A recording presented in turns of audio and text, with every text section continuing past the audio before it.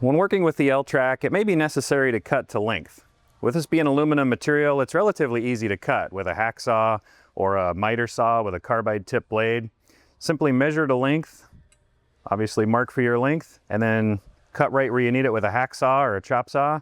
It may be necessary once you cut it to use a file or some industrial sandpaper to kind of smooth the end where you've cut it, just to eliminate any sharp edges.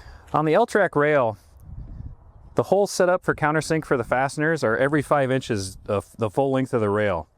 If you do run into a situation where you need to have an additional hole, it's very easy to work with this aluminum product. Simply drill a hole, use a countersink bit to create that countersink for your fastener. We're going to need a hole for this 1/4 inch fastener to go through, but it's usually easier to start with a smaller bit, make a pilot hole, and then step up to the larger bit to get the hole through. We're going to do that right here in this spot. So just mark and get centered right in the middle of the track. Start with a smaller bit.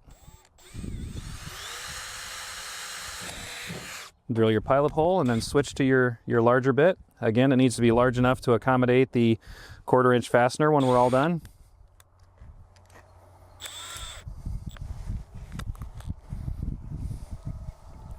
Continue drilling your larger hole.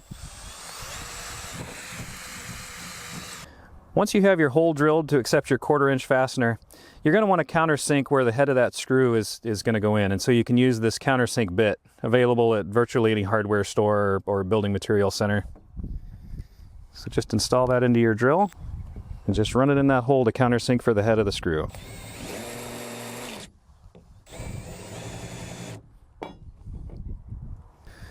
Once that's done and you drop your screw in the hole, you'll see the head fits flush.